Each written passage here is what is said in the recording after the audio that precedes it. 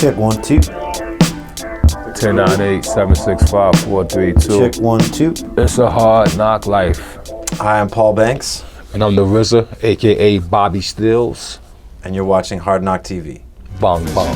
She's bitching, I'm bitching. She's switching, I'm switching. She's talking, I'm not listening. I'm bitching about her in the kitchen. All this fear in love and war. How y'all doing? Not bad, man. For people who are not knowing yet, tell us a little bit about the name of the project and what it means to you. Banks and Steelz, that's the name of the project. Okay. The album title is Anything But Words.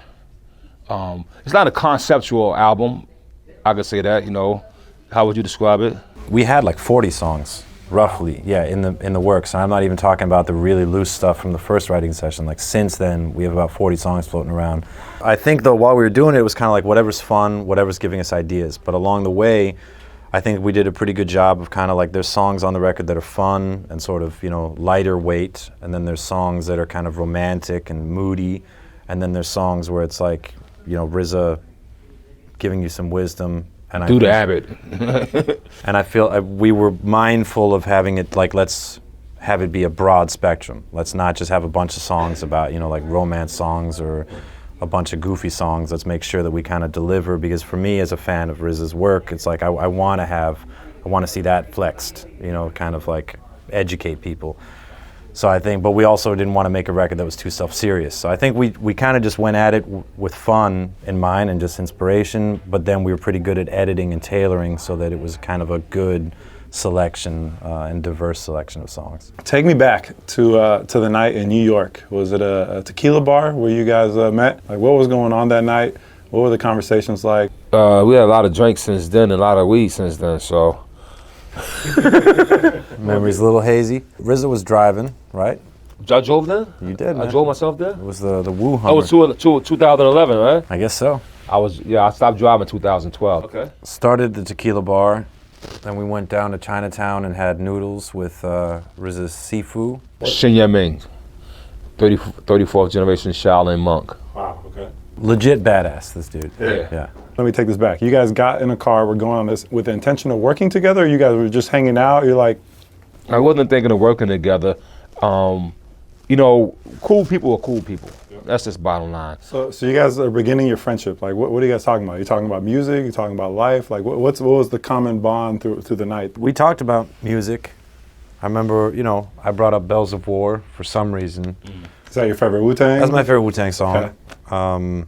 For a variety of reasons, I think lyrically and the beat. And I remember Rza kind of knew instantly sort of how he'd produced that track, which I thought was cool. Like, you might ask me about a song from a couple of years ago, and I don't know what amp I was using. I don't know what pedal arrangement I was using, but I had this impression that Rza could like list all the gear involved and like what was going on with that track.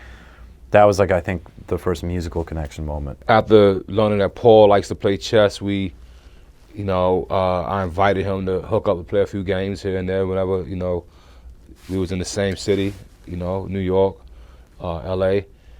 But it wasn't until we decided to jam together out in LA, I call it 36 West, right? That we maybe spent 4 or 5 days recording songs, right? Yeah. Like, you know, that's what we're doing this week. What you doing this week? You know, and my schedule was clear, which is hard to get a clear schedule out of me, but I had a clear schedule and we went in and we jammed. And What's a jam session between Paul and Rza look like? I mean, you had that Wu MPC, right? The custom Wu. Have the custom Wu, the MV Wu, the yellow and black one.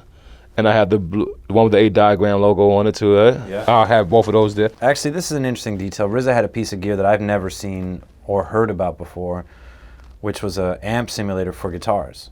And it was just like I don't even know how to describe it, like this big. And I wound up telling the drummer of Interpol, who's a gearhead, like about it, and he was like, yeah, that's a really legit company actually. But anyway, you like plug a guitar in and this fucking thing will simulate like a huge variety of amp sounds. So you don't need the pedal board or, you know, that was a cool piece of gear. Plugged into that, just start jamming on riffs, you know, relative to different beats. And I mean, Rza has a lot of beats. So I feel like you were kind of jumping to the next one before I was kind of fully digesting. I'm good at that. I don't really expose this openly, but I can't get what they call it ADD in the studio. It's AAD or AD? What's this shit ADD. called? Oh no, adults. Which one? ADD. ADD. What that mean? Make sure I'm saying Attention The deficit. disorder. No, I don't got that.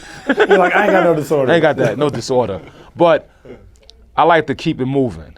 Like when I write a lyric sometime, it may have been over the course of 5 different beats played. I'm saying for 1 minute here, then I'm like next one, and then I keep going back. I know Ghost and them call it. They think I'm like it's a schizo mentality of me to do that. And so as we going through those beats, I probably kept switching and switching. Yeah. So you're playing beats, you're riffing on top of them. At what point do you guys are like, okay, we have a sound? Are you rhyming over that also, or are you first laying down the foundation of what the tracks are going to sound like? No, I mean, it was pretty all over the place, I think, actually, that session. You did get on the mic, I did get on the mic. And when you I'm get on not the mic, sure you're singing or you're rapping? Yeah, singing. Okay. Yeah. No, I have too much respect for rap to just jump in and be like, I can do that, you know. So while we were there together, we were really just trying to create things out of nothing. But it's one thing, you know, you can get a good sound together, you can get like a good verse together, but you know, I don't think we walked out of there with like really finished songs. The closest thing would have been Love Life and maybe another one, where they were almost there, but it still would have required a lot of work. So when I went back to New York City, I called the engineer and I said, send me everything that we did. And I think what helped was there was an architecture that RZA had put in place, and then I was, you know, the song to my ear was pretty established, and it just needed a voice, and I had the idea. And so that became a really early template of what we then expanded on. When I kind of track a beat, sometimes you may only track it for 1 minute. Like, you know, just 1 minute, that's it, you know. And so he had to cut it and snip it or loop it and make it. Just to be able to sing all over the whole song. Yeah, just to get this. And what's funny actually in Conceal, like not only, like we used one of the samples, because I sampled RZA from another record as like as a tag while I was singing, and then I grabbed like a verse of you from just some Wu-Tang song and kind of tried to EQ the beat out of it just to like, so you could hear for when I sent it back, like this is what it'll sound like when you rap here, you know. So it was pretty, you know, collage-y actually, but I like that because we did, in the final product, we do sample RZA from earlier records on our record, which I like. Yeah, we actually had to pay a sample clearance fee. For your own records. Yo, can you believe that, son? That's crazy. You had to pay. It's worth it, man. Yeah, it's worth it, but because that's the name drop. That's yeah, when but the they name drop asked, Bobby they Steelz. was asking for 20%, 25%. So listen, man, I don't need 25% of my own record because I sampled my record. All right. But that's like It was Bobby that Digital sample- stuff or what? It was a Bobby Digital, Evil Deeds. That's a That's a Wu. It's a Wu. Oh, it's a Wu That's record. when he says Bobby. He has a line. Bobby Steelz keeps Steelz concealed. Yeah. And we sampled that. Nice. Do you have a favorite RZA verse on the album? Yeah, there's two.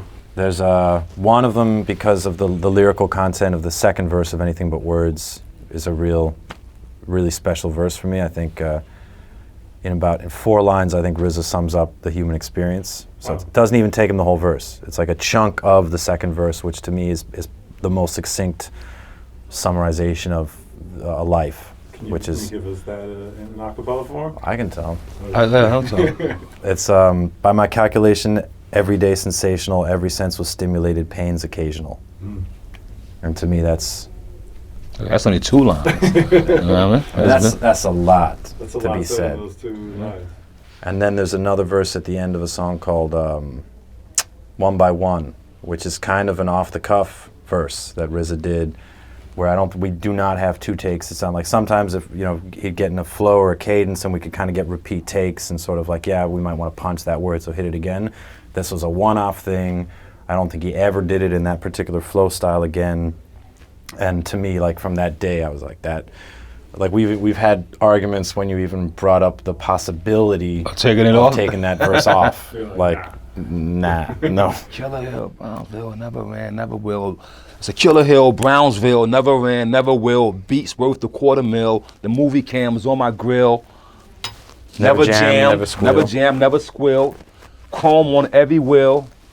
Bag of cash. Bag of cash in the stash. The queen face on every bill. You know, it's worth more than American. You get the queen face on it. I'm just one of my mom's 8 born sons. One of those 9 swordsmen who slice your neck with a tongue. Student of a large, old dirty's cousin. Student of a law justice. But under my mind, the atom bomb crushes. I bathed in the moonlight, gave praises at the noonlight, right? Yep. Singing a platoon strike at midnight to the moon night. Hey yo, what a life, with just a butter knife. They got hijack your plane, interrupt your life, then change the price of gas. Hash.